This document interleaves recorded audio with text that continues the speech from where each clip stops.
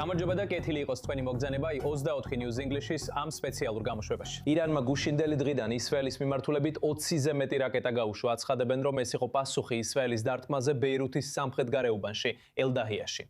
პასუხად ისრაელმა ღამით ირანში ნავთობქიმიური ქარხნები და სხვა ინფრასტრუქტურა დაარტყა. ეხლა ირანის სამხედროები აცხადებენ, რომ ისინი ასრულებენ თავდასხმებს ისრაელზე. თუმცა ამატებენ, რომ თუ ისრაელი გააგრძელებს თავდასხმებს ლიბანზე, თუნდაც სამხრეთში ირანი უპასუხებს.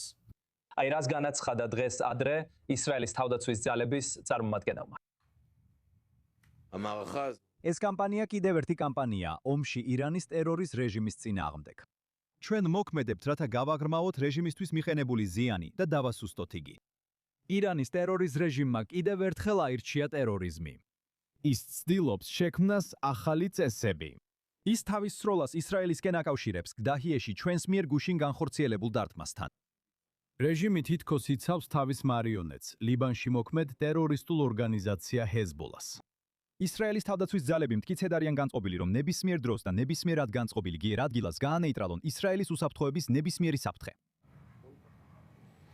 ეხლა გადავდივართ ჩვენს უფროს ამერიკელ კორესპონდენტთან მაიკ ვაგონჰაიმთან თეთრ სახლში. მაიკ, დავიწყოთ დონალდ ტრამპსა და ბენიამინ ნეთანიაჰუს შორის გამართული სატელეფონო საუბრის განხილვით. ცოტა ხნის წინ ეს ოფიციალურად გამოცხადდა. რას ვიგებთ ამ სატელეფონო ზარის შესახებ ამერიკული მხარისგან? ჯერჯერობით ბევრი არაფერია ცნობილი გარდა იმისა, რომ ისინი ცდილობენ შეთანხმდნენ საერთო პოზიციაზე, რათა უზრუნველყონ, რომ რაც არ უნდა კონდეს ამერიკის პრეზიდენტს განზრახული, პრემიერ-მინისტრი ნეთანიაჰუ მაქსიმალურად შეასრულებს მას. ნიშნულოვანია, თუმცა როგორც მე უკვე რამდენიმე წელია ვახსენებ ხალხს, კიდევ ერთხელ შეგახსენოთ ეს. პრეზიდენტი ხშირად საჯაროდ უფრო დრამატულად და ამპარტავნულად გამოხატავს იმას, რასაც პირად საუბრებში ამბობს. გუშინ საჯაროდ მოვისმინეთ პრეზიდენტი ტრამპის კომენტარები ჟურნალისტებთან საუბრისას. როგორ აპირებდა პრემიერ-მინისტრ ნეთანიაჰუსთან დარეკვას, როგორ აპირებდა პირდაპირ ეთქვა მისთვის, რომ არ დაესხათ ირანს, რომ სწორედ პრეზიდენტი ტრამპი იღებს საბოლოო გადაწყვეტილებებს. და რამდენიმე საათის შემდეგ ისრაელი ახორციელებს საპასუხო თავდასხმას ირანზე.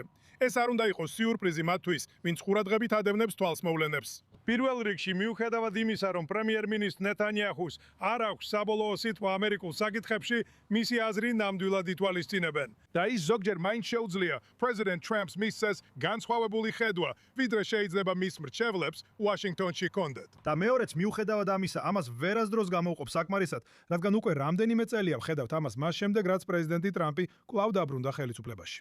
პრეზიდენტ ტრამპსა და პრემიერ-მინისტრ ნეთანიაჰუს შორის უთანხმოებების მიუხედავად, რომლებიც ხშირად შეიძლება ცოტათი გამწოვდეს კიდეც, ისინი მაინც ახლო პარტნიორებად რჩებიან. ისინი კვლავ კოორდინირებულად მოქმედებენ მრავალ საკითხში. და ჩვენ ვხედავთ ამას კიდევ ერთხელ, მიუხედავად პრეზიდენტის გუშინდელი კომენტარებისა, ჩვენ ვხედავთ, რომ ეს კვლავ აისახება ისრაელის ქმედებებში ირანის მიმართ. მე ვფიქრობ, რომ შემდეგი ნაბიჯი პრემიერ-მინისტრ ნეთანიაჰუსა და პრეზიდენტ ტრამპისთვის, როგორც ჩანს, იქნება იმის გარკვევა, თუ როგორ მოახდინონ კოორდინაცია ლიბანის საკითხზე. მით უმეტეს ახლა, როცა ირანის საფრთხე პირდაპირ ვრცელდება არა მხოლოდ ბეირუთზე, არამედ სამხრეთ ლიბანზეც. და გაარკვიონ, როგორ მოხდება კოორდინაცია ლიბანის საკითხზე, თეირანთან მიმართებით შექმნილი ახალი რეალობის გათვალისწინებით. დიახ, აუცილებლად ამაზეც ვისაუბრებ, მაგრამ გუშინ პრეზიდენტმა ტრამპმა თქვა, რომ შეთანხმება ძალიან ახლოსაა, როცა მას კითხეს ისრაელსა და ლიბანს, ისრაელსა და ირანს შორის ცეცხლის გაცვლის შესახებ. ბოდიშს გიხდით. შეიძლება ეს მართლაც დაკავშირებული იყოს. ცდილობს ირანი, რომ მეტი დათმობა მიიღოს ამერიკელებისგან, რადგან შეთანხმებას უახლოვდებთ. ჩვენ შეთანხმებას არ უახლოვდებით. ეს არასდროს ყოფილა ახლოს, მიუხედავად იმისა, რას ამბობს თეთრი სახლი და მიუხედავად პერიოდული ოპტიმიზმისა. არსებობს უამრავი მიზეზი, რის გამოც პრეზიდენტი გამოხატავს ოპტიმიზმს, რომ შეთანხმება მიღწევადია, ხელის გაწვენაზეა, ახლოსაა. შეგიძლიათ ყველა ეს სინონიმი გამოიყენოთ. ეს არასდროს ყოფილა ახლოს, ახლაც არ არის ახლოს და ამასთან დაკავშირებით არაფერია უახლოეს მომავალში მოსალოდნელი. ასე რომ შეგვიძლია გავაგრძელოთ იმედების ამაღლების პროცესი, ან უფრო ზუსტად რეალობას შევხედოთ და ვთქვათ, რომ ამერიკელები და ირანელები შეთანხმებასთან ახლოს არ არიან. The Rome es გავაგრძელოთ. რეალობას შევხედოთ და არა იმას წარმოვიდგინოთ, თითქოს აქ რაიმე შეთანხმება ხელის გაწვდენაზე იყოს. კარგი, ესე რომ ვუბრუნდებით თქვენს უფროს ამერიკელ კორესპონდენტ მაიკ ვაგენჰაიმს, თქვენ ჩემთან ერთად ხართ თეთრი სახლიდან. დიდი მადლობა. ეხლა კი სტუდიაში მივესალმები ჩვენს უფროს ახლო აღმოსავლეთის კორესპონდენტს არიელ ოსერანს და უსაფრთხოების ანალიტიკოს იონათან რეგიოს. მოგესალმებით ორივეს. დავიწყოთ თქვენით არიელ, რას ამბობენ ზუსტად ირანის რევოლუციური გვარდიის კორპუსის წარმომადგენლები. ისინი ეხლა ამატებენ ახალ წინაპირობას, რომ ისრაელმა ვერ უნდა დაარტყას ლიბანის სამხრეთსაც კი. დიახ, ისინი ამბობენ, რომ მათი მხრიდან პასუხი ისრაელის ბეირუთზე დარტყმას უკვე გასცეს და მათი აზრით მათი სამხედრო ოპერაცია დასრულებულია. თუმცა, თუ ისრაელი გააგრძელებს თავდასხმებს, მათ შორის სამხრეთ ლიბანში, ახლა მათ არ უთქვამთ ირანზე თავდასხმებზე, არამედ ლიბანზე თავდასხმებზე. მათ თქვეს, რომ თუ ისრაელი გააგრძელებს თავდასხმებს, ისრაელმა ყველგან უნდა შეწყვიტოს ცეცხლი, ირანელების თქმით, მათ შორის სამხრეთ ლიბანშიც. და თუ ისრაელი იქ მართლაც განახორციელებს თავდასხმებს, მაშინ პასუხი ბევრად უფრო მკაცრი იქნება. ეხლა შეგვიძლია ვთქვათ, რომ ლიბანში გავრცელდა ცნობები ისრაელის დარტყმების შესახებ ქალაქ ტირში, სამხრეთ ლიბანში. ამგვარად, ისრაელი გამოცდის ამ ახალ ფორმულას, რომელსაც ირანი ცდილობს დაამკვიდროს, რათა შეზღუდოს ისრაელის მოქმედების თავისუფლება. არა მხოლოდ ირანში, არამედ მთლიანად ლიბანში, არა მხოლოდ ბეირუთის გამოყოფით, არამედ სამხრეთ ლიბანის ჩათვლით. ამიტომ, რასაც აქ ხედავთ, ირანია მათი აზრით ეს რაუნდი დასრულებულია და ისინი ცდილობენ მიანიშნონ, რომ სწორედ ისინი განსაზღვრავენ მოვლენების ტემპს. ისრაელის მოქმედებები, რომლებიც ამჟამად სამხრეთ ლიბანში დარტყმებს ახორციელებს, საპირისპირო სამტკიცებს. დიახ და იონათან, შეუძლია კი ისრაელს საერთოდ ესეთი განტოლების მიღება? არა, ის ვერ მიიღებს ამას, რადგან პირველ რიგში ვერ მიიღებს იმ ფაქტს, რომ ირანია ის, ვინც ყველაფერს წყვეტს. უკვე ამამდეც კი სიტუაცია უკვე რთულია. წინაპირობაც კი იყო ისეთი, რომელსაც ისრაელი ვერ მიიღებდა. და ვნახეთ, რომ ისრაელმა თქვა, ეს გამოვცადოთ. დაიაში შეტევა, მიუხედავად იმისა, რომ ეს შეიძლება ირანის მხრიდან ცეცხლს გამოიწვევს, ისრაელი ამბობს, რომ ეს მიუღებელია. ისრაელისთვის ეს ყველაფერი ბევრ ნაბიჯით უკან გადადგმულია.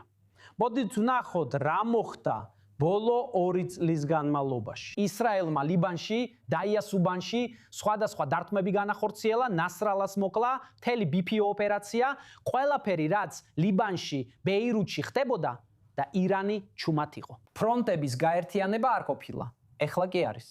და ეს რაღაცა, ეს ირანის მიღწევა, რადგან ამჟამად სულ მცირე ბეირუთის ფრონტი და ირანის ფრონტი დაკავშირებულია. და იემენის ფრონტიც ამხრივაც. პირველი სირენა, რომელიც დღეს დილით თელ-ავივის რაიონში გაისმა, ირანიდან გაშვებული რაკეტის გამო იყო.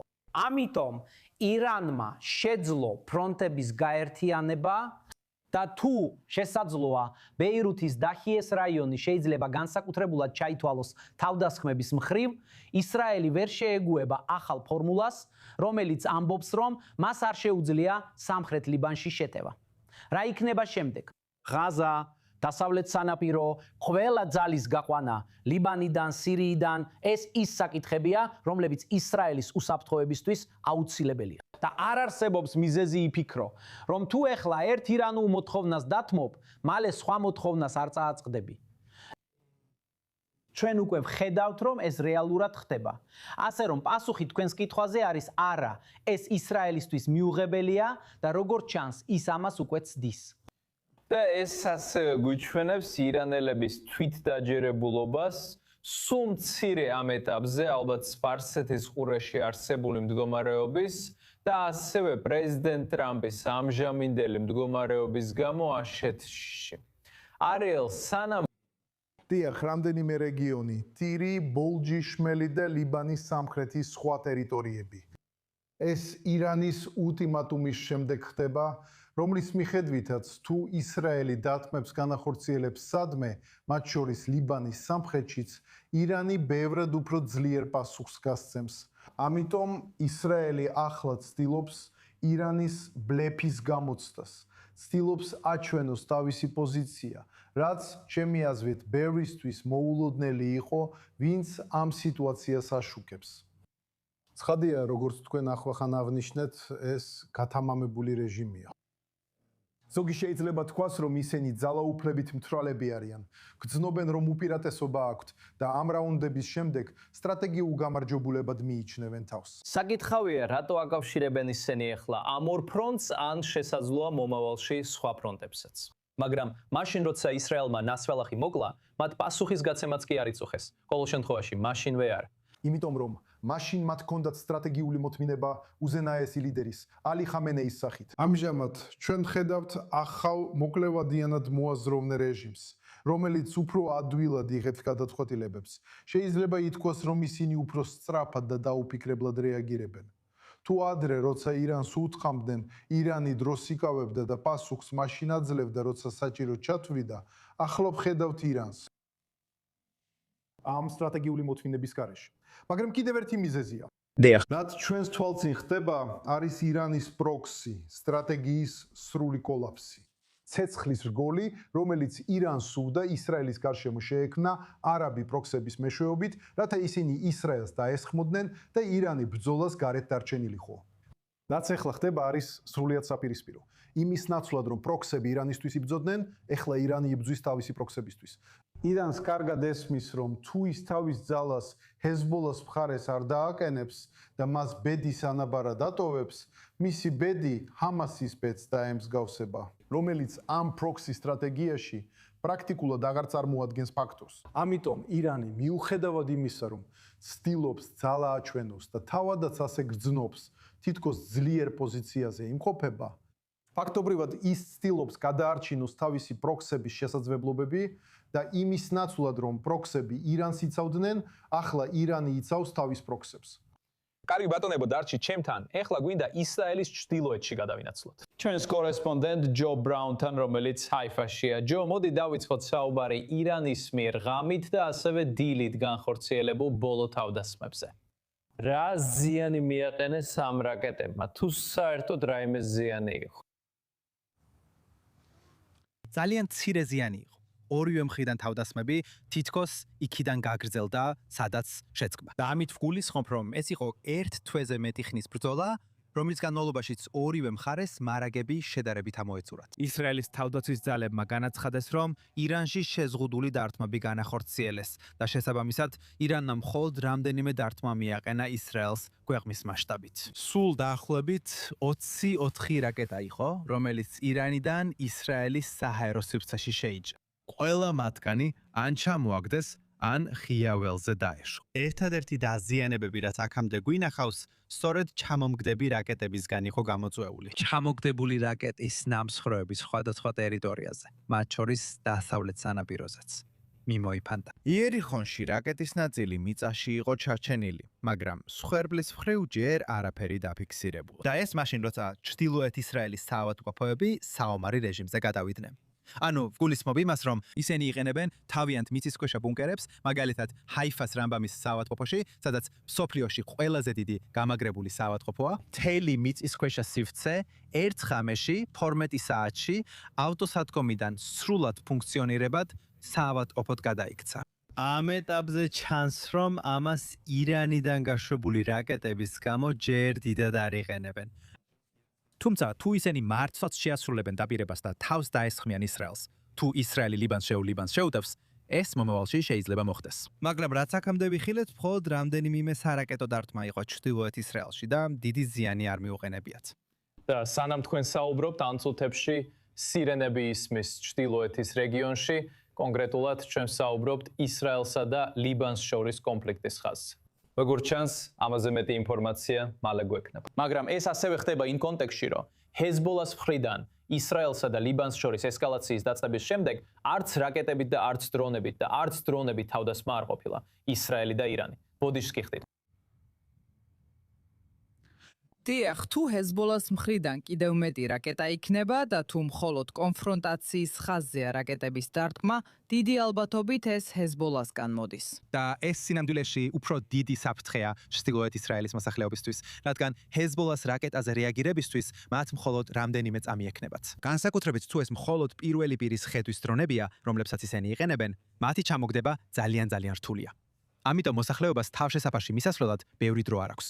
და ნაკლებია იმის შესაძლებლობა, რომ ისრაელის საჰაერო თავდაცვის სისტემები შეძლებენ მის ჩამოგდებას. ასე რომ, როდესაც ირანიდან რაკეტები მოდის, მათ 5-დან 10 წუთამდე გაფრთხილება აქვთ. ჩრდილოეთ ისრაელში საკმარისი თავშესაფრებია განთავსებული, რომ ერთ-ერთამდე 5 წუთზე მეტი არ დაგჭირდებათ.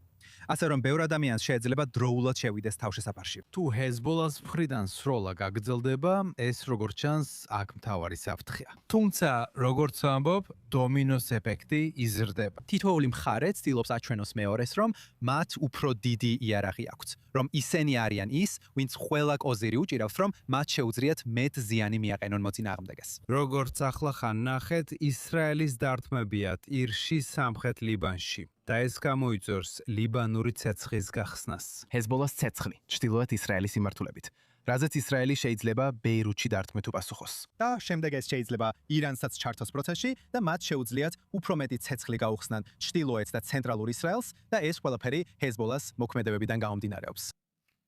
დიახ, ჩვენ ამ მოვლენებსაც მივადევნებთ თვალს. დიდი მადლობა ჯო ბრაუნ, ჩვენს კორესპონდენტს, თქვენ ჩემთან ერთად იყავით ჰაიფადან. ეხლა გადავიდეთ კეტრინ ბერეს შაკედამზე, ირანის, იემენისა და რადიკალური მოძრაობების ექსპერტზე. ასევე საგარეო ურთიერთობათა ფორუმის აღმასრულებელ დირექტორზე, რომელიც ლონდონიდან გვერდდება. დავიწყოთ ირანის გადაწყვეტილებით, გუშინდელი ფორმულის შესახებ, რომელსაც ისინი აქ ცდილობენ ჩამოავალება. როდესაც ისრაელი ბეირუთს ესმის თავს, ისინი ისრაელის ჩრდილოეთს ან სხვა რეგიონებს დაარტყამენ. რატომ ფიქრობ, რომ ირანმა სწორედ ეხლა გადაწყვიტა თავდასხმა? ვფიქრობ, ეს მხოლოდ საბაბია. მგონია, ირანი ეძებდა გზას, რომ ამერიკასთან შეთანხმების შეუძლებლობა ისრაელს დააბრალოს. ამიტომ ნებისმიერი საბაბი მათთვის საკმარისი იყო და ეს გააკეთეს კიდეც. მე ვფიქრობ, ეხლა უკვე ვიცით, რომ ინტერნეტის დაბრუნების შემდეგ ირანში ხალხი ძალიან კარგად აცნობიერებს რა ხდება ქვეყანაში. და მის გარეთაც, რაც ნიშნავს, რომ ხალხი ბევრად უფრო მზადაა და შეუძლია რეჟიმის დამხობა. ეხლა ისინი ხვდებიან, რომ დიდი იმპულსი გაჩნდა, ბევრი რამ მოხდა ქვეყნის გარეთაც.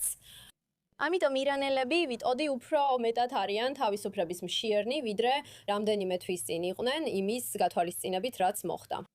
ამიტომ რეჟიმს გამოსავალი სჭირდებოდა და ის ძალიან კარგად ახერხებს ასეთი სვლების მოწყობას. ვიტყოდი ესე. ცეცხლის შეწყვეტა და დროის გაწელვა. ესე რომ ეს ჩემი აზრით კიდევ ერთი მცდელობაა, რომ ყველაფერი არეული გახადონ. დააბრალონ ისრაელს, იმიტომ რომ ნატომაც არა. ეს ყველაზე კარგად გამოსდით დააბრალონ ებრაელებს, ან თუ არა ებრაელებს, მთლიანად ისრაელს. ასე რომ კიდევ ერთხელ გააკეთეს ეს, არ გამკვირვებია ველოდი რომ მსგავსი რამ მოხდებოდა. მინდოდა რომ არ ყოფილიყავი მართალი, მაგრამ სამწუხაროდ ასე არ მოხდა. ზოგი ადამიანი ამბობს, რომ ირანი თავის პროქსებს კარგავს, მაგრამ მეორე მხრივ, რასაც ეხლა ვხედავთ, არის ის, რომ ირანი ცდილობს აღადგინოს, ცდილობს ეცეთ გადაარჩინოს ჰეზბოლა, ბოლოს და ბოლოს. ფიქრობთ, რომ ირანისთვის ჰეზბოლას შენარჩუნება ასე მნიშვნელოვანია, მათი სტრატეგიისთვის, ან იცით მათი სტრატეგიისთვის, ზოგადად პროქსის სტრატეგია რეგიონში. არ ვარ დარწმუნებული, რომ ეს ალბათობაზეა, ან შეიძლება ითქვას, რამდენად საჭიროა ჰეზბოლა. გულწრფელად რო ვთქვა, ვფიქრობ, ჰეზბოლა უკვე დასრულებულია, მათ ეს იციან. ვფიქრობ, ეს პოზიციის ჩვენებაზეა. ეს ეხება რეჟიმის უნარს შექმნას ალიანსები თავის პროქსებს გარეთ და სცადოს გააცოცხლოს, რაც პროქსიც დარჩა. მათ ცოტა რამ დარჩათ. ამიტომ ცდილობენ ჰუსიტებს წაახალისონ რაღაცის გაკეთება და მათაც გააკეთეს ეს, რადგან სხვა გზა არც მათ აქვთ. ეს მართლაც იმაზეა, ვინ დათმობს პირველი. და ვფიქრობ, ეს ბევრად უკავშირდება საერთაშორისო საზოგადოების იძულებას, რომლებიც, როგორც ვიცით, ძალიან არ არიან ისრაელის მხარდამჭერები, არც კარგ დღეებში, ასე რომ არც დღეს.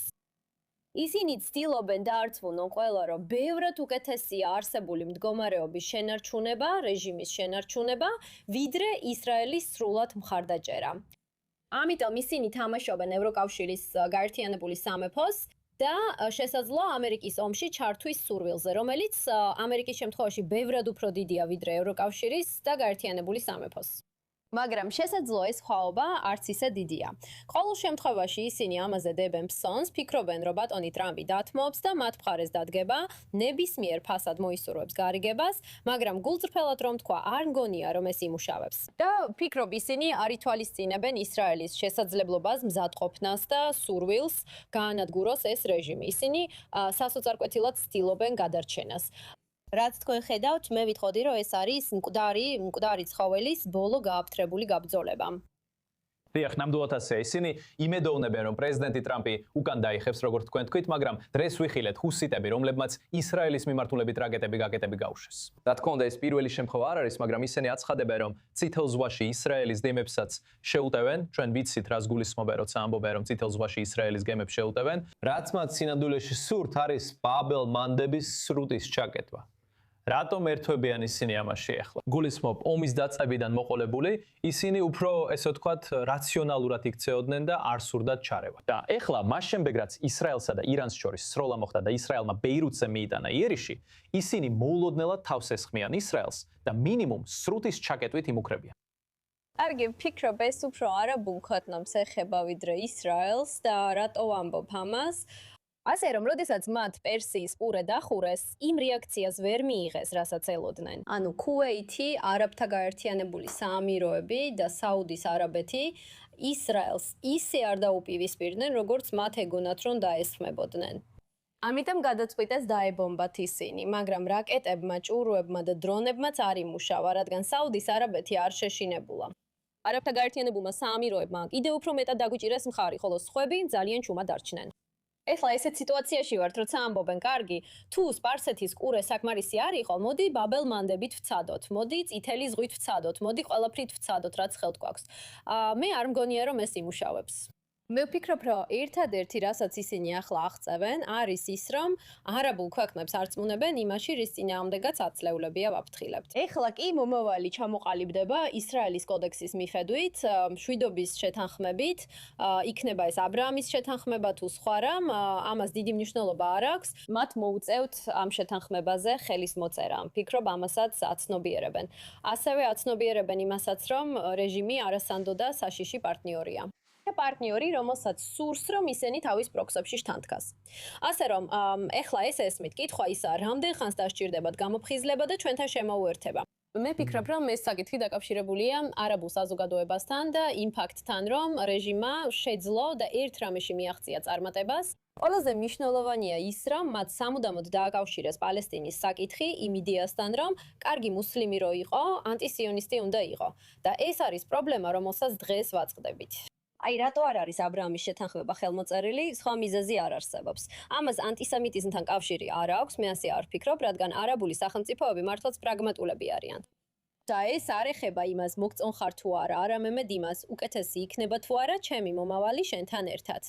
ამიტომ პასუხია, რომ ეხლა მათ უნდა გამოიღვიძონ და გაიგონ, რომ არა, კარგი მუსლიმი ყოფნას არ აქვს კავშირი რეჟიმთან, არც პალესტინის მხარდამჭერობასთან. თუ რამე უნდა ახსოვდეს ქუვეითს, რომ პირველი სპარსეთის ყურის ომის დროს პალესტინელები სიამოვნებით შეუერთდნენ. კარგი, კეტრინ პერეს შაგდამ, ირანის, იემენისა და რადიკალური მოძრაობების ექსპერტი, საგარეო ურთიერთობების ფორუმის აღმასრულებელი დირექტორი ლონდონიდან შემოგვიერთდა. დიდი მადლობა, რომ ჩვენთან იყავით. სანამ ამ სექციას დავასრულებ, ჯონათან, ცოტა ხნის წინ ისრაელის ერთ-ერთმა ოფიციალურმა პირმა განაცხადა, რომ ტრამპის თხოვნის გამო ისრაელი შეწყვეტს ირანზე თავდასხმას. მაგრამ ლიბანზე თავდასხმები ასევე დახიეში გაგრძელდება და ისრაელი ახლა დამოწდაზე დადგება. ვიცით, რომ ჩრდილოეთის დასახლებებში სირენები ჩაივთო, ვიცით, რომ ჩრდილოეთის დასახლებებში ჩამოგდებები მოხდა, მაგრამ ხშირად ისრაელის თავდაცვის ძალების პრესპიკერის განცხადებაში ნათქვამია, რომ ეს სირენები გააქტიურდა რაკეტების ან უპილოტო საფრენი აპარატების გამო, რომლებიც ისრაელის ძალების წინააღმდეგ იქნა გაშვებული ლიბანში. მაგრამ რადგან ისინი ზოგჯერ ძალიან ახლოს მოქმედებენ საზღვართან, სირენები ცირთვება საზღვრისპირა დასახლებებში, ისრაელმა ჩემი აზრით ქმედებებით, განცხადების მოლოდინიც კი არ დაგჭირდა, ქმედებებით ძალიან ნათლად აჩვენა, რომ ოპერაცია სამხრეთ ლიბანში გაგრძელდება. მხოლოდ რამდენიმე წუთი გავიდა ირანის განცხადებასა და იმაზე, რომ მთელი ლიბანი იქნება საბაბი ისრაელისკენ ცეცხლის გასახსნელად და იმაზე, როცა ისრაელმა სამხრეთ ლიბანში საპასუხო ცეცხლი გახსნა. ასე რომ ისრაელმა ძალიან ნათლად აჩვენა, რომ ეს არ მოხდებოდა. რაც შეეხება დახიეს, მოგვიწევს დაველოდოთ და ვნახოთ. ამ ეტაპზე უნდა ვთქვა, რომ ჩვენ არ გვაქვს მტკიცებულება, რომ ისრაელის დასახლებებზე ცეცხლი გაიხსნა. შეიძლება ასე იყო, შეიძლება არა. არება არა. მოგვიწევს დაველოდოთ ძალიან ფრთხილ განცხადებას, რომელიც ისრაელის თავდაცვის ძალების პრესპიკერისგან მოვა. ფიქრობ, რომ ყველაფერი, რაც ბოლო 24 საათში ვიხილეთ, ორივე მხარის მხრიდან ერთმანეთის გამოცდაა. და ამ ეტაპზე ორივე მხარე თავის სიტყვას ასრულებს. დიახ, ეს არის კითხვა, როგორ გამოეხმაურება ისრაელი ამ სირენას, რომელიც გავიგონეთ და ასევე როგორ გამოეხმაურება ირანი. არიელ, ერთი წუთით. დიახ. ძალიან სწრაფად ჯონათანი წინასწარმეტყველია, რადგან ეს სირენები გამოწვეული იყო რაკეტების გაშვებით 3 რაკეტა ისრაელის ძალების მიმართულებით, რომლებიც სამხრეთ ლიბანში მოქმედებენ. 2 რაკეტა ჩამოაგდეს, ხოლო მესამე ძალებთან ახლოს ჩამოვარდა. დაშავებულების შესახებ ინფორმაცია არ არის. გაითვალისწინეთ, რომ ბოლოს, როცა რაკეტები კირიათ შმონას მიმართულებით ისროლეს, ისრაელმა პასუხად ბეირუთის სამხრეთ გარეუბანში დარტყმა განახორციელა. ამიტომ ვფიქრობ, რომ აქ ჰეზბოლა ცდილობს სიგნალი მისცეს, ზვარი ოდნავ აციოს, მაგრამ ჯერ არ გადალახოს ის, რომ ისრაელის პასუხი ბეირუთში გამოიწვიოს. დიახ, და ამასთან ერთად ლიბანის სამხრეთში რამდენიმე სოფელსა და ქალაქზე თავდასხმებიც გრძელდება. დიახ, ამას აუცილებლად განვიხილავთ ცოტა ხანში. დიდი მადლობა, რომ ჩვენთან ერთად ხართ. რამდენიმე წუთში დავბრუნდებით ამ სპეციალურ გამოშვებაში.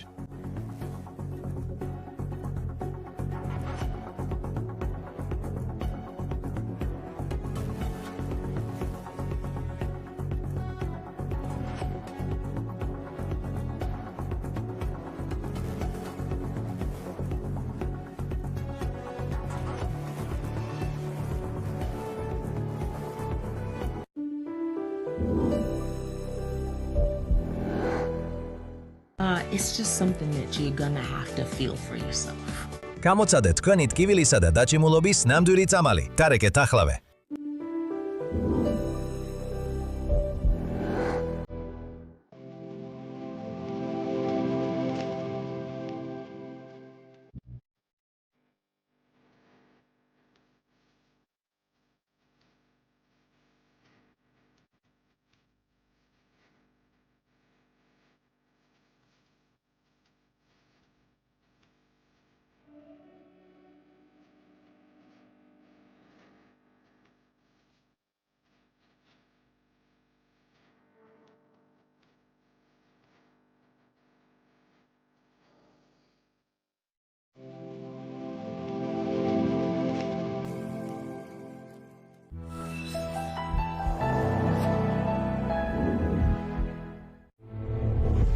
ყოველ სამშაბათს i24 News English-ზე.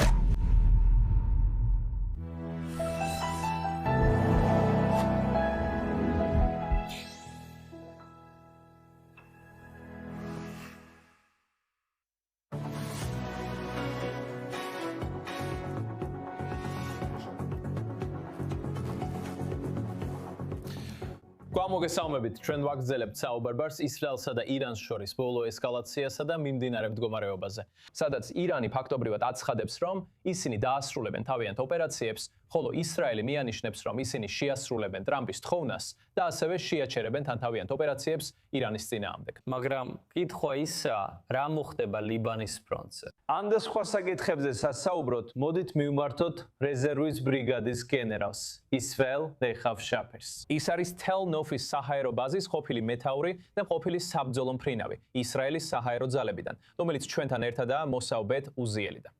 მოგესალმებით, დავიწყოთ ბოლო ესკალაციით და ისრაელის თავდასხმებით ირანში. არის კიდევ რაიმე სამიზნე, რომელსაც ისრაელი ირანში დაარტყამს, რაც შეიძლება უფრო დიდ ზეწოლას მოახდენს რეჟიმზე, თუ ეს იგივე გაგრძელება. და ეს რეალურად არ შეაჩერებს ირანს ისრაელის წინააღმდეგ მოქმედებების გაგრძელებისგან. კი, ცხადია, ირანში კიდევ ბევრ სამიზნეს შეიძლება დაარტყას. იმ შემთხვევაში, თუ ისრაელი შეერთებულ შტატებთან შეთანხმებით იმოქმედებს სამიზნეების შერჩევაში, ანუ იმ ტიპის სამიზნეები იქნება,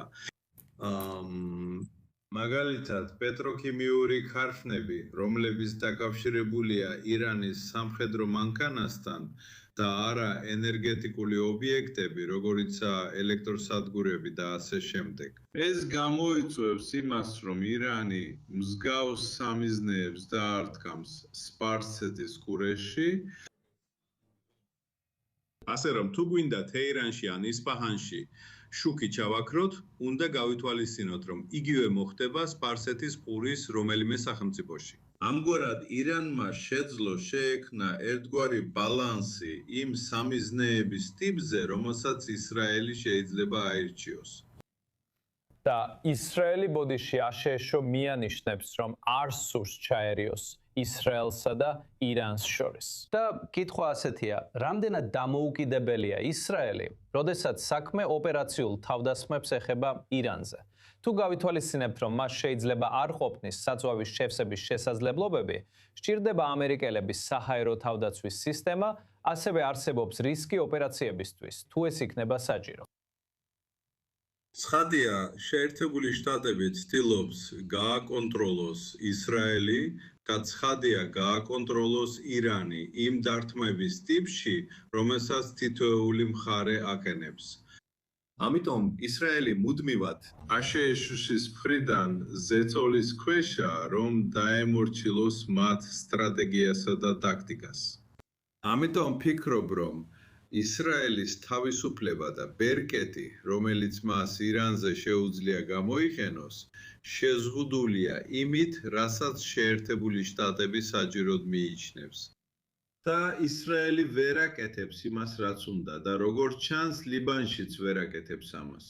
ასე რომ, ეს არის ფასი, როცა მიდიხარ საბრძოლველად ისეთ ძალასთან, როგორიცაა შეერთებული შტატები.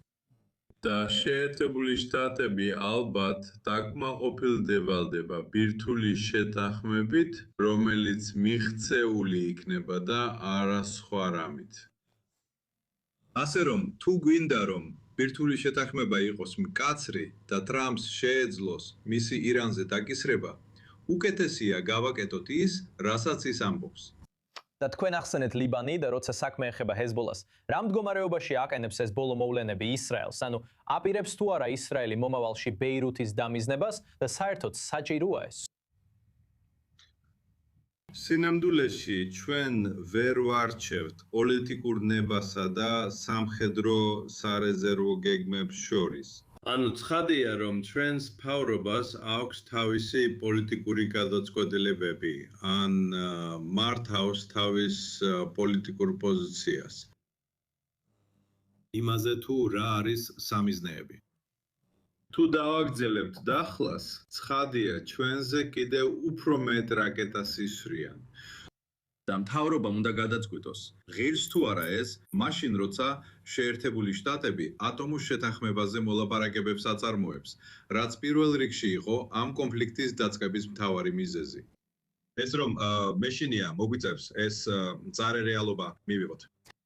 და ბეირუთს მალე არ დაუბომბავთ.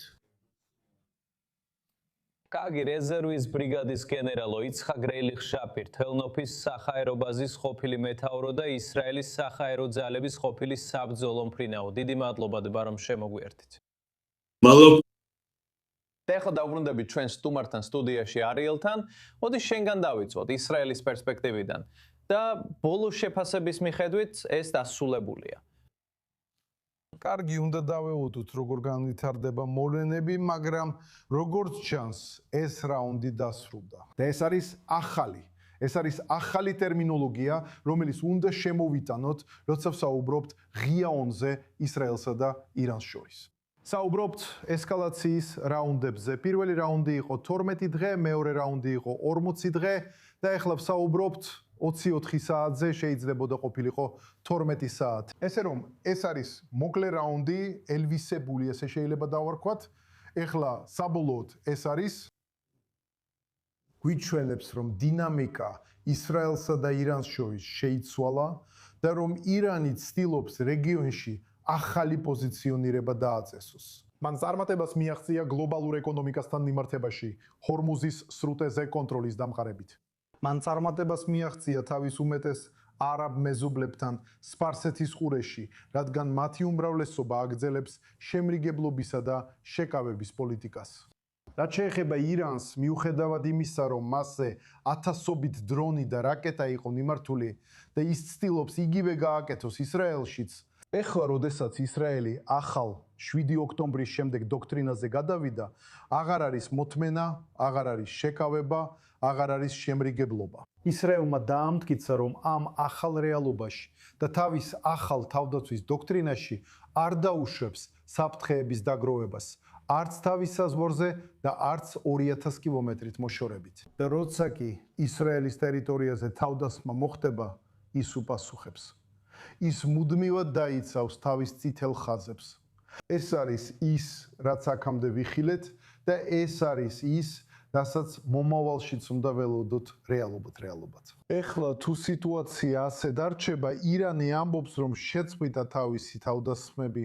ისრაელი ვფიქრობ შეიძლება კმაყოფილი იყოს შედეგებით, მან ირანს უფრო მეტი ზიანი მიაყენა, რომელიც ცდილობდა ისრაელის შეკავებას, მაგრამ საბოლოოდ უფრო მძიმე დარტყმა მიიღო. და ასე რომ საბოლოოდ ირანი დაბრუნდება თავიდან გეგმების დასახვაზე, მაგრამ არ ჩანს, რომ ეს გაგრძელდება. მაგრამ აშკარად იცით, ჩვენგან ბევრს გაგვიკვირდა ღამით, როცა ირანმა მართლაც განახორციელა თავდასხმა.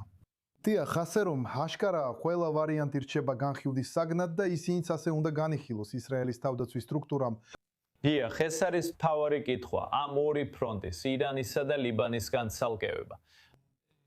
ჯონათან, თქვენ რას ფიქრობთ სახმელეთო ოპერაციაზე, რადგან ამაზე კონკრეტულად არავინ საუბრობს. ჩვენ ვამბობთ, იცით, შეზღუდვები ბეირუთზე თავდასხმასთან დაკავშირებით. ეხლა ირანს სურს შეაჩეროს ან სცადოს შექმნას ესეთი ფორმულა, რომ შეჩერდეს თავდასხმები ლიბანის სამხრეთში. მაგრამ ისრაელის ჯარები ჯერ კიდევ იქ არიან, ისევ სამხრეთში და ამიტომ ვფიქრობ, რომ ისრაელის არგუმენტი ასეთია. თუ ეხლა დათმობ ირანის წინაშე, თუ ისრაელი შეწყვეტს თავდასხმებს ლიბანის სამხრეთში ირანის მუქარის გამო, მაშინ შემდეგ რა მოხდება? შეიძლება ხვალ ირანმა დაინახოს, რომ წარმატებას მიაღწია და თქვას, იცით რა, ისრაელის ძალები ლიბანში უნდა გაიყვანოთ. თუ არ გაიყვანთ, ჩვენ ვიმოქმედებთ. ამიტომ ვფიქრობ, რომ ისრაელი ძალიან მკაფიო წითელ ხაზს ავლებს ლიბანის სამხრეთის ამ ვარიანტთან დაკავშირებით. ეს ნახეთ იმ თავდასხმებით, რომლებიც ირანისგან გზავნილის შემდეგ მალევე განხორციელდა. და ვფიქრობ, რომ ლიბანის სამხრეთში ოპერაცია როგორც ჰაერიდან, ისე ხმელეთიდან ჩვეულებრივ გაგრძელდება. ბეირუთი, დაჰია, ეს უკვე სხვა ამბავია. ვფიქრობ, ისრაელი სურს ძალიან მკაფიო ხაზის გავლება, რომ ლიბანის სამხრეთში ოპერაცია გაგრძელდება, მიუხედავად იმისა, რა გზავნილიც თეირანიდან ბოლო რამდენიმე საათში მოვოვიდა. დიახ ბატონებო, თქვენ ჩემთან რჩებით. ეხლა გადავდივართ აჰმად ხუსეიზე, პოლიტიკურ კონსულტანტზე, კომპანია ხუსეი ასოციაციიდან. ბოდიშს გიხდით, რომელიც ჩვენთან ბარეინის მანამადან ერთვება. ჩვენ ვამბობთ, რომ ირანი ასევე იმუქრება ყურის რეგიონში ინფრასტრუქტურის დამიზნებით, თუნდაც მას მხოლოდ ისრაელი ესმოდეს თავს და არაა შეეშეკო. როგორ რეაგირებენ ყურის ქვეყნები ბოლო მოვლენებს? კარბი, ცეცხლის შეწყვეტის პროცესი, რომელიც ბოლო რამდენიმე თვის განმავლობაში მიმდინარეობდა, ახლა დასასრულს უახლოვდება. ეს არ არის მარტივი გზა, რომ ყველაფერი ერთად მოაგვარო. მაგრამ მოლაპარაკებების მაგიდიდან მოულოდნელად ისრაელის მიზანში ამოღება მხოლოდ ერთ რამეს აჩვენებს, რომ ირანს მოლაპარაკებების მაგიდაზე შესათავაზებელი არაფერი აქვს. ისინი არ სურთ რაიმე გააკეთონ ჰორმუზის სრუტის საკითხზე. ისინი არ სურთ რაიმე გააკეთონ, როდესაც საქმე ეხება მეზობელ ქვეყნებში ჩარევას, როგორიცაა ჰეზბოლა და ლიბანი. ჩვენ ვსაუბრობთ რეგიონის სხვა პროქსებზე. ისინი არ აპირებენ შეწყვიტონ რაკეტებისა და დრონების გაშვება სპარსეთის ყურის ქვეყნებზე. მაშ რას თავაზობენ ისინი მოლაპარაკებებზე? აბსოლუტურად არაფერს. და რატომ სწორედ ახლა? ამჟამად ფაქტობრივად ზოგიერთი ანგარიშის შემდეგ ჩვენ ვაჩვენებთ, როგორ აძლევს ინფლაციის დონე ირანის მოსახლეობას ძალიან რთულ მდგომარეობას. ამან ისინი ირანის ქალაქების ქუჩებში გამოიყვანა. ირანის რეჟიმი ამჟამად ისრაელს ესხმის თავს. ის ესხმის თავს სპარსეთის ყურის ქვეყნებს. ძირითადად ცდილობს ირანელი ხალხის ყურადღება გადაიტანოს, ცდილობს ისინი ისევ თავის მხარეს დააბრუნოს მაგრამ ნიშნავს თუ არა ეს იმას, რომ ირანი გრძნობს და აცნობიერებს, რომ ყველაზე სუსტი წერტილი აქვს სინამდვილეში სპარსეთის ყურის ქვეყნებია. და სანამ მათ შეუძლიათ სპარსეთის ყურის ქვეყნებზე თავდასხმა, ისინი, იცით, უფრო მეტ დათმობას მიიღებენ ამერიკელებისგან, ან თუნდაც ისრაელისგან და ეს იქნება გზა, რომ გადარჩნენ ამ ომში.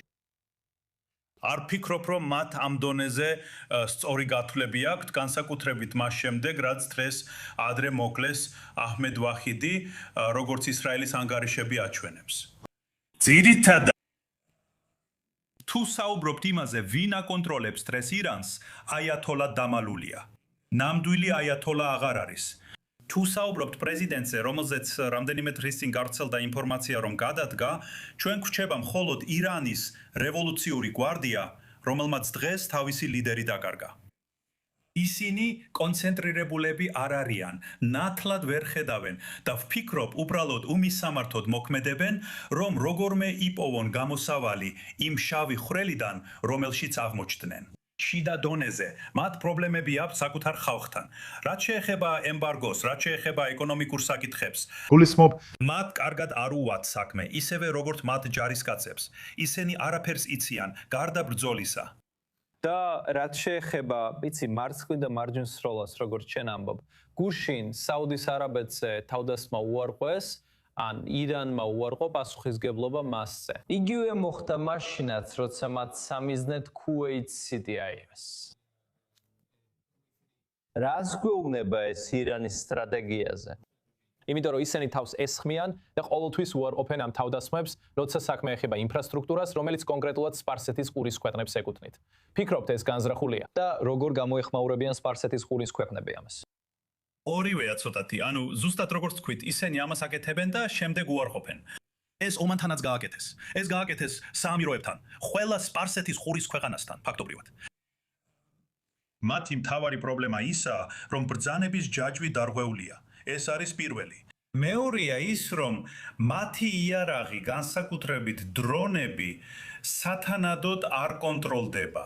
ისინი უბრალოდ შეყვანენ GPS-ის მდებარეობას და დრონი მიდის, რასაც პირველად დაეჯახება, ფაქტობრივად არ არის გათვლილი და ეს მოხდა. ფაქტობრივად ორი ადამიანი, ორი მშვიდობიანი მოქალაქე ბაჰრეინში ამის გამო დაიღუპა. და თუ საუბრობთ იმაზე, რაც ქუვეითში ხდება, როგორც თქვენ ახსენეთ, ისინი ჯერ კიდევ უარყოფენ, რომ ეს გააკეთეს, მიუხედავად იმისა, რომ ეს სათვალთვალო კამერამ დააფიქსირა.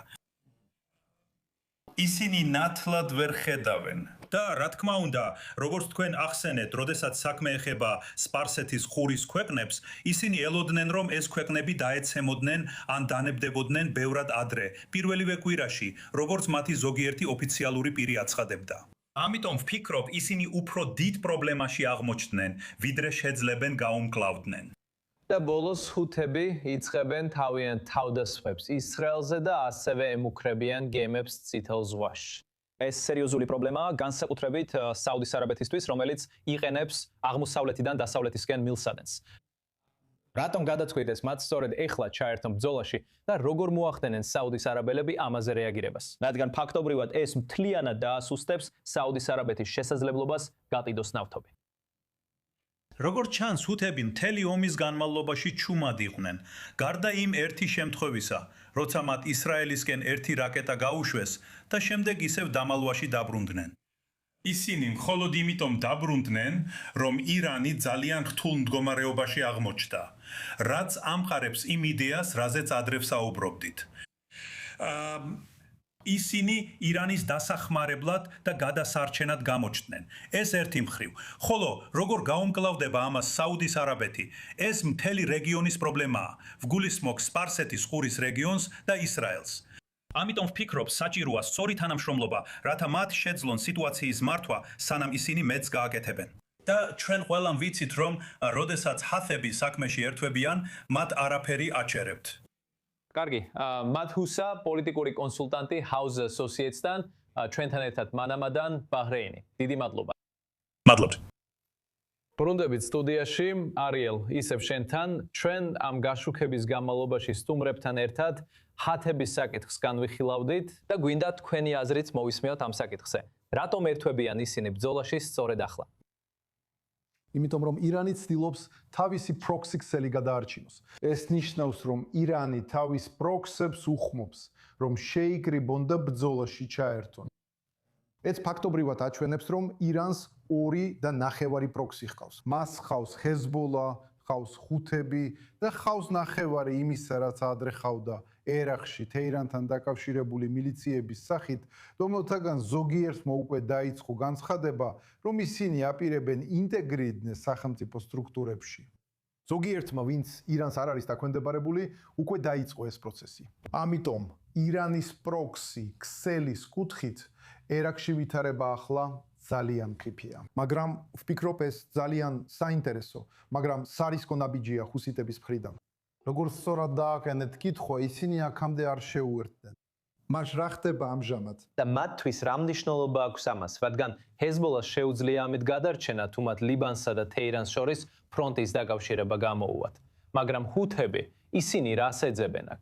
ჰუთებს დიდი დრო ჰქონდათ ძალების აღსადგენად, შესაძლებლობების გასაძლიერებლად და შესაძლოა ახლა უკვე მზად არიან ბრძოლისთვის. ასევე უნდა გვახსოვდეს, რომ იემენში შიდა მდგომარეობა სრული კატასტროფაა. ჩვენც არსულშიც ნახეთ, როგორ აირჩიეს ჰუთებმა გარე ავანტიურებში ჩართვა, რათა საზოგადოებრივი ყურადღება შიდა კრიზისებიდან გადაეტანათ. ეს ის რამეა, რაც ჰუთებმა არ გამოიგონეს. ასევე ირანიც არის ამაში ჩართული. ზოგი შეიძლება თქვას, რომ ჩვენს თვალწინ ეს არის ერთ-ერთი მთავარი მიზეზი, რატომაც ისინი ეხლა ასე სამხედრო აქტიურები არიან. მაგრამ ირანისთვისაც მათ სურთ აჩვენონ, რომ ელმანდების სუტის საფრთხე რეალურია. ამიტომ ამის გასაკეთებლად მათ სჭირდებათ ყველას შეახსენონ, რომ ჰუთები ჯერ კიდევ აქტიურობენ. და ეს შეიძლება ხსნიდეს იემენიდან ისრაელისკენ გაშვებას. ფიქრობ, თუ ადრე ვისაუბრეთ იმაზე, რომ ისრაელი მუდმივად იცავს თავის წითელ ხაზებს ჰუთებთან მიმართებაში, ალბათ ისინი ყველაზე ნაკლებად თანმიმდევრულები იყვნენ. ჰუთების მიერ ისრაელისკენ განხორციელებულ ყველა გაშვებას არ მოჰყოლია საპასუხო დარტყმების ანაში, ხოდეიდაში ან სხვა რეგიონებში. ამიტომაც არ ვარ დარწმუნებული, რომ ისრაელი კვლავ მოისურვებს ჰუთებთან დაპირისპირებას. ამიტომაც ეს არ არის იდეალური სიტუაცია იმ ხრივ, რომ ისრაელი ყოველთვის იცავდეს თავის წითელ ხაზებს. მაგრამ თლიანობაში ის ამას აკეთებს. და ვფიქრობ, ჰუთები ცდილობენ გამოცადონ ისრაელის სიმტკიცე, რომ ნახონ, მართლაც ისეთივე თანმიმდევრულია, როგორც ამბობს, თუ ამ თავდაცვის დოქტრინაში არსებობს ხარვეზები. და ჯონათან, ჰუთების თემას რო დაუბრუნდეთ, როგორც არიელმა ახლახან აღნიშნა, ისრაელი არ პასუხობს ყველა ჰუთის რაკეტას. რა თქმა უნდა, ისრაელისთვის ზიანს არ იწვევს, მაგრამ საბოლოო ჯამში ეს ისრაელისთვის პრობლემაა, რომელიც გარკვეულ ეტაპზე უნდა მოგვარდეს. ზუსტად რას აკეთებს ისრაელი უსაფრთხოების მხრივ, სამხედრო თვალსაზრისით, ჰუთების წინააღმდეგ? ხანდახან ხედავთ ისრაელის დარტყმებს იემენში. ისინი ძალიან წარმატებულია, ზიანს აყენებენ. ეს ჰუთებს დაამარცხებს? აბსოლუტურად არა. და ეს არის რაღაც, რაზეც უნდა იყოს ყურადღება გამახვილებული. რაკეტები იმდენად დიდი თავის ტკივილი არ არის, მაგრამ პრობლემებს მაინც ქმნიან. მაგრამ თუ ეხლა მართლაც ისევ შეფერხდება გაგადაზიდვები ისრაელის სამხრეთის პორტებისკენ, როგორც ეს უკვე ადრე მოხდა, მაშინ ეს სერიოზული პრობლემაა, რომელიც აუცილებლად უნდა მოგვარდეს. პრობლემა ისაა, რომ ბევრ ფრონტთან გვაქვს საქმე. არის ირანის ფრონტი, არის ჰეზბოლას ფრონტი, არის ღაზას ფრონტი, ამას იშვიათად ვახსენებთ, მაგრამ ის ყოველთვის აქტიურია, არის დასავლეთ სანაპიროც, ამასაც იშვიათად ვახსენებთ. ცოტა მეტი ვიდრე 24 საათის წინ იყო სროლის შემთხვევა, რომელიც ისრაელის მოქალაქემ ჩაიდინა, მაგრამ მაინც დასავლეთ სანაპიროზე ძალადობა ორივე მხრიდან, პალესტინელების და ებრაელების მხრიდან აქტიურია. არმია ისედაც გადაჭიმულია. ამიტომ ეხლა როცა ცდილობენ, შესაძლოა რაღაც გააკეთონ 1000 მილის დაშორებით, რამდენადაც ეს არმია შეიძლება იყოს მაღალტექნოლოგიური, ეს ძალიან რთულია. არსებობს ზღვარი იმაზე, რა შეიძლება მიაღწიოს? უდავოდ.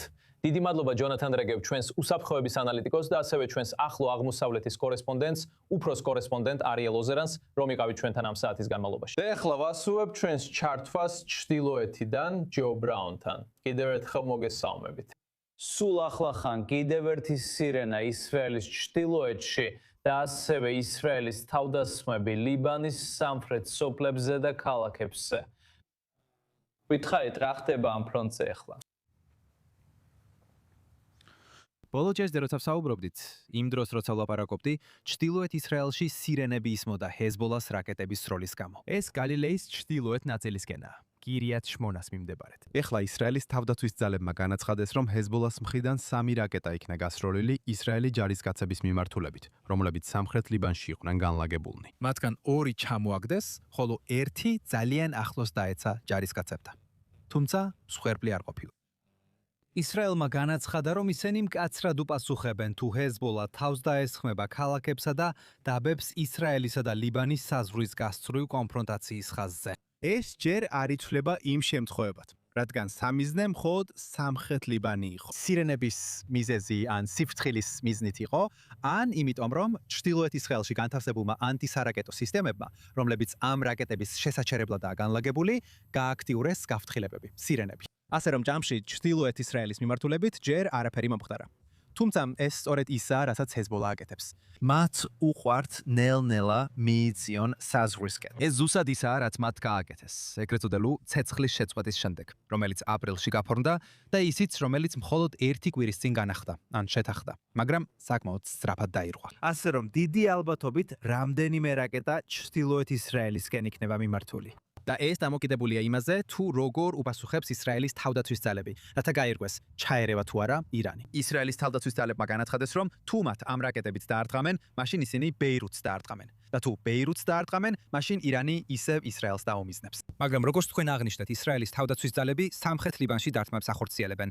არსებობს კადრები, სადაც ჩანს კვამლის სვეტები ტირიდან და სხვა ქალაქებიდან სამხრეთით, განსაკუთრებით ლიტანიის მდინარის ჩრდილოეთით. ასე რომ დიდი ალბათობით გარკვეულ ეტაპზე ესკალაცია მოხდება. ყველაფერი დამოკიდებულია იმაზე, თუ როგორ უპასუხებს ისრაელის თავდაცვის ძალები ჰეზბოლას პროვოკაციებს. და ეხლა ირანის სამხედროების ამ განცხადების შემდეგ, ასევე ისრაელის მხრიდან მინიშნების შემდეგ, რომ მზად არიან შეწყვიტონ თავდასხმები ირანზე, რას ნიშნავს ეს შინაგან ფრონტის სარდლობის ინსტრუქციებისთვის და ასევე ხვალ სკოლებისთვის. და რა თქმა უნდა ისრაელის საჰაერო სივრცესა და ბენ-გურიონის აეროპორტის დახურვის შესურვის შესაძლებლობასაც. ამ მომენტისთვის სკოლები კვლავ დახურულია მთელ ქვეყანაში. თუმცა ამავდროულად სამუშაო ადგილები ღიაა. ეს არის ეკონომიკის შენარჩუნების გზა, რომელიც ბოლო 3 წლის განმავლობაში სერიოზულად დაირღვა. მაგრამ ამან ისრაელში მშობლები რთულ მდგომარეობაში ჩააგენა. მათ ბავშვების მოვლის საკითხი ძალიან სწრაფად მოუწიათ გადაჭრა და თავდაპირველად მათ უთხრეს, რომ სკოლა ხვალ დაიკეტებოდა. თუმცა, რადგან ირანმა ისრაელის მიმართულებით ცეცხლის შეწყვეტას დათანხმდა, ისინი აპირებენ ხვალიდან სკოლები კვლავ გახსნან და სწავლა ადგილზე განაახლონ. და ეს ასევე მცირე შეფეხებას გამოიწვევს ისრაელის საჰაერო სივრცეში, რომელიც დღეს ძირითადად ღია დარჩა. მიუხედავად ირანიდან განხორციელებული სარაკეტო ცეცხლისა. და მათი გეგმაა, რომ ქვეყანა მაქსიმალურად ღია დარჩეს. რადგან, როგორც ვამბობ, ბოლო რამდენიმე წლის განმავლობაში ეკონომიკის დახურვამ არაერთი პრობლემა გამოიწვია. და ამჟამადაც მოსწავლეებს, სანამ ჯარში სწავლენ, გამოცდების ჩაბარება უწევთ. ზოგი მათგანი, როგორც განათლების მინისტრმა იოავ კიშმა განაცხადა, გაუქმდება. ზოგი კი გადაიდება. მაგრამ ნებისმიერ შემთხვევაში ეს დიდი დაბგოლებაა როგორც ისრაელის მოსწავლეებისთვის, ასევე მათი მშობლებისთვის.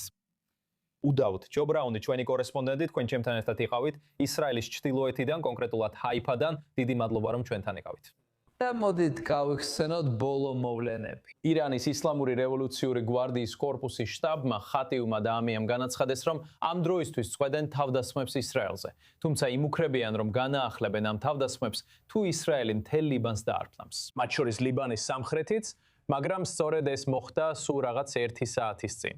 ისრაელმა ამ დროისთვის ლიბანის სამხრეთში რამდენიმე ქალაქი და სოფელი დაარტყა, თუმცა ირანელებისგან ამ ბოლო მოვლენასთან დაკავშირებით ჯერ არაფერი გვსმენია. და რა თქმა უნდა, ჩვენ გავაგრძელებთ თვალყურის დევნებას და ჩვენი გაშუქება რამდენიმე წუთში კვლავ განახლდება. დიდი მადლობა ყურებისთვის.